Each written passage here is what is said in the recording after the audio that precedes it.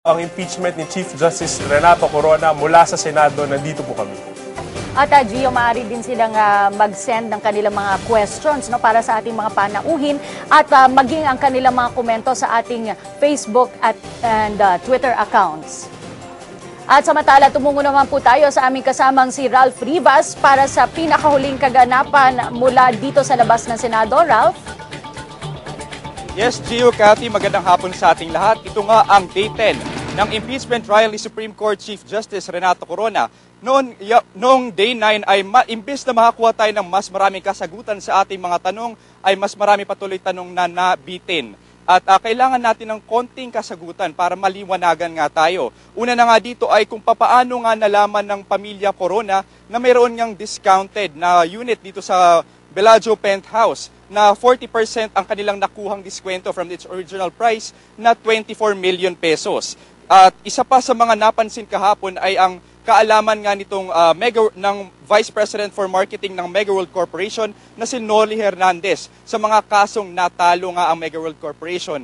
At iginiit pa niya na yung isang kaso na kung saan sila nanalo ay hindi pa nila kliyente itong si Corona at hindi pa siya knowledgeable sa mga pending cases kung meron man itong Megaworld Corporation. So I think Megaworld Corporation needs some explaining to do in the next few days to come. At isa pa, hopefully matapos nga nilalayunin ngayon ng prosecution panel na matapos nga itong Article 2 by this week, but from the pacing and what happened yesterday, mukhang malabo na ito, kaya they need to up their game at kailangan ng double time siguro. At on the part naman of the defense ay kailangan na nila ng explaining to do because the burden is really on their part on how to explain yung mga nailabas na ebidensya. At yan muna ang pinakamaiinit na balita mula dito sa labas ng Senado. Gio, Maraming salamat, Ralph. Para maliwanagan po tayo sa Day 9, puntahan po natin ang highlights itong araw na to mula kay Veronica Baluyot Jimenez. Sa ikasyam na araw ng impeachment trial ni Chief Justice Renato Corona, binusisi ang mga rason kung bakit nabigyan ng 10 milyong pisong discount ang mga Corona sa isa sa kanilang mga ari-arian. Sinabi din ng prosekusyon na maliban sa mga tinalakay na property sa mga Corona, ay mayroong pang 7 property sa Marikina na hindi inilagay ng Chief Justice sa kanyang SALN.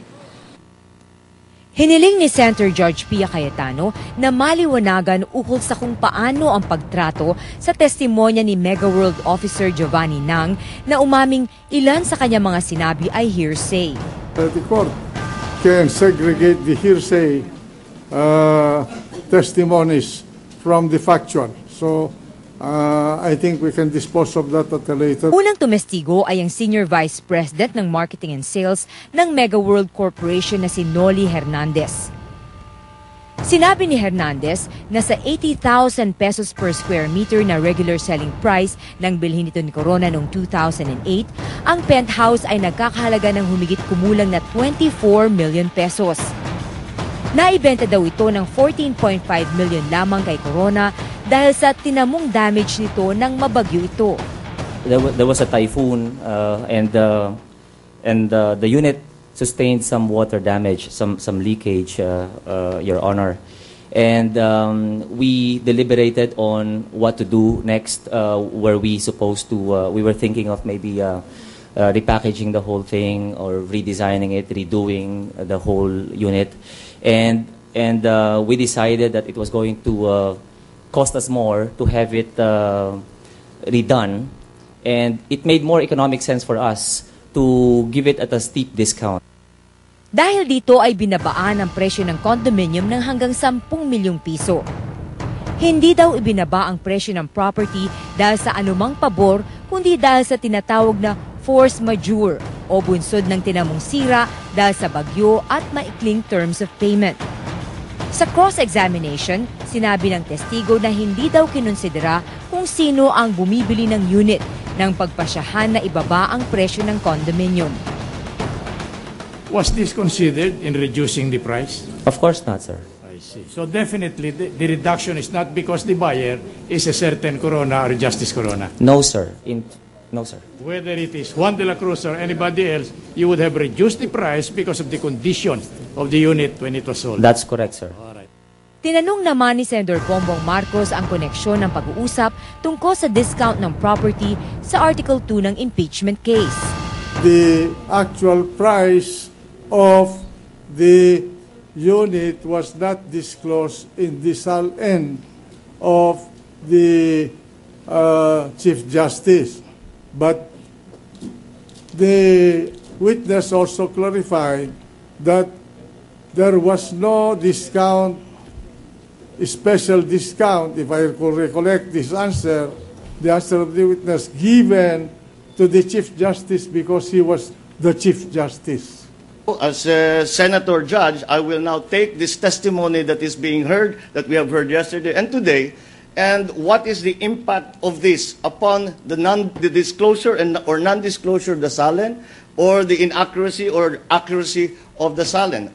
Your Honor. It goes directly to my duties as a senator judge in deciding how to vote when the time comes for Article 2. Idiniin naman ni Senator Franklin Drilon na kailangan daw na ang pagpa-file ng SALN ay truthful, accurate at timely.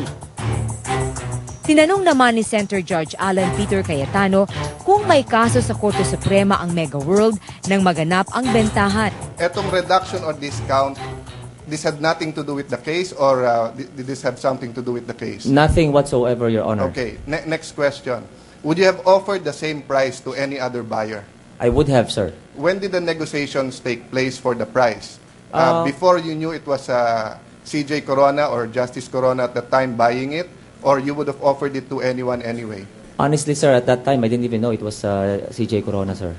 Okay. So meaning if I or anyone else came and said, dahil damage yan, billing ko na yan for 14 million, ibebenta nyo na 14 million? Yes, sir. It was brought to my attention. Ayon pa sa testigo, 2 kaso ng Mega World noong 2007 at 2009 ang natalo sa Korte Suprema na nagkakahalaga ng 47 million pesos. At sa ponensya ni Justice Corona, ni-reverse nila yung compromise agreement ng mga partido, hindi po ba? Kaya nanalo kayo doon. Pero gusto nyo pang habulin yung additional na 5 million, natalo naman kayo doon. Hindi na si Justice Corona ang ponente doon. Hindi na po siya. Iniutos naman sa testigo na dalhin ang price list ng mga penthouse sa Bellagio condominium. Sinabi naman ng prosekusyon, 7 pang properties ni Corona sa Marikina ang hindi rin nakalagay sa SALN ng Chief Justice. Has the prosecution showed any property not in the SALN at this point in time? Yes, Your Honor. How many? 7 properties in Marikina. So, but that has not been presented yet to the court. The register of deeds has already been presented. The cross-examination of the defense has not yet started. Sinabihan naman ni Enrile ang prosekusyon na pulungin ang kanilang testigo bago ihain ang mga ito para maging maayos ang pagtatanong. I hope you do not feel that I'm criticizing, but I noticed that you bring the witness, put him on the witness stand without any conferring with him as to how you are going to ask the question and as to how, what is the subject matter upon which he was called to testify. So, this is normal among lawyers. Before they come to trial, they confer with the witnesses. Nang tinangka ng prosecution na ipakita na wala namang naganap na significant event para ibaba ang kanilang presyuhan noong 2008, tinuruan ni Enrile ang prosecution lawyer sa pagredirect ng kanilang testigo. He's practically impeaching the witness, Your Honor. First, it is improper on redirect. That is true, you see. A redirect is to add to what you forgot in your direct. Yes. Your Honor, I will to clarify. But you're actually presenting this document to this on the testimony. I will just in chief withdraw your witness. I will just withdraw the question, Your Honor, considering that the witness has already Objection read. sustained. Ang payo ni Enrile sa magkabilang panig. Mag-aaral. Walang substitute sa pag-aaral. Pag-prepara. Ayon kay Lodin Amado Valdez, mahalagang ipakita ng prosekusyon na base sa financial statement ng Mega World, wala namang kakaibang pangyayari para mapilitan ang naturang kumpanya na magbagsak presyo sa mga ibinebenta nilang properties. So dapat siguro na i-clarify ng Senator Judge for the benefit of the people na who are following the proceedings. Importante for the court para tanungin yan yung sinasabing global financial crisis na dahilan ko bakit parang naging madali silang magbigay ng discount. Pero hindi naman pala totoo based on the financial statement. Mukhang bumibilis na ang takbo ng paglilitis para sa Article 2. Sinasabi naman ng depensa na nakalatag na ang kanilang testigo para sa pagtatanggol sa punong ehekutibo. Mula sa Senado, ako po si Veronica Baluit Jimenez. At ngayon nga, Gio, ika-10 araw na ng paglilitis ni Chief Justice Corona. Makakasama natin ang magkabilang panig, ang prosekusyon at ang depensa. Para sa depensa, kasama natin Attorney Tranquil Salvador III. Magandang hapon po. Congressman. Afternoon. At sa prosekusyon, Congressman Sani Angara. Magandang hapon. Cathy, Bo. Okay, unang tanong, unahin natin ang prosekusyon. Ano po maaaring asahan namin sa paglilitis ngayong araw? Well, I think babalik yung ilang mga testigo na nag-testify na nung mga nakarang araw. I think si Mr. Hernandez of Megaworld babalik. I think yung Register of Deeds of QC and Makati babalik din po. At meron tayong mga bagong witnesses, yung taga Securities and Exchange Commission na director magte-testify tungkol dun sa Basa Guidotti Corporation. Meron din tayong property executives dun sa Columns Property and a few others, I think. At kahapon inanunsyo na nga na isa sa PINA itong dalawang bank accounts mula sa dalawang magkaibang bangko. At hinarang daw po ito ng depensa. Bakit po? Liliwanagin ko lang po, no? Nag-file sila ng request for a subpoena sa dalawang to be able to require the attendance, siguro representative ng dalawang bangkong ito. Hindi pa naman namin in a sense, yung salita kasing hinarang nakapag-object na kami. Naglatag muna kami ng oposisyon. And what is the reason? Ano po kaya yung dahilan, no, para maintindihan ng mamamayan, bakit kami naglatag ng oposisyon?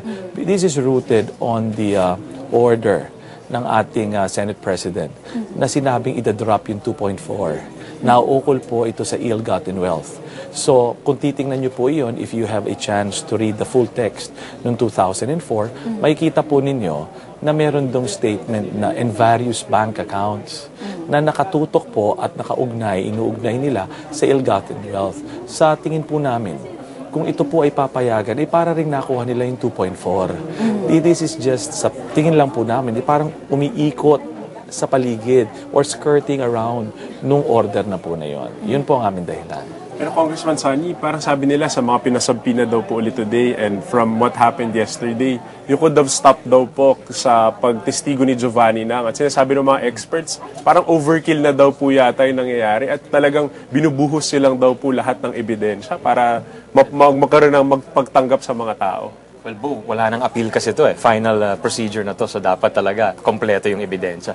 Wala nang appellate process, wala nang proffer of evidence. So sa amin, kung anong kailangan, linalagay na po namin. At saka malapit na rin matapos. Just a few witnesses and konting mga detalye na lang, I think, mailalabas. Doon naman sa bank records, I think ang mahalaga alalahanin is yung impeachment ay isang exception po sa bank secrecy law. Ang general rule po, hindi pwede tingnan ang mga bank accounts ng mga mamamayan. Pero may exceptions po tayo at isa dyan ay ang impeachment proceedings. At pangalawa, medyo specific naman yung hiningi naming subpoena for the bank accounts. In-identify namin yung bangko at yung reason for asking na subpoena itong mga records ng bangko. Kahapon din po ay nagtanong ang ilang senador tungkol sa significance nitong discount na tinestify nitong witness kahapon dito sa SALN, dun sa mga hindi dineklara umano sa SALN. Bakit po ba significant itong discount dito? Well, sa akin, the discount medyo minor issue yon. No? Actually, lumabas lang yan Hindi bahagi ng reklamo yan. Nakita na lang namin na meron palang accommodation or discount or reduction na binigay. And whether it's 10 million, 5 million, 2 million, 1 million, siguro that's a minor issue. No? Ang importante siguro is in relation to Article 2 na ang sakdal namin ay hindi idineklara sa SALN. siguro tingnan pa rin natin na established by all the witnesses so far na 14.5 million ang purchase price nung condominium sa Bellagio, and yet 6.8 million ang dineclare sa kanyang salen. So I think yon, hindi tayo malalayo dun sa issue na yon, at siguro kailangan ipaliwanag din kasi sa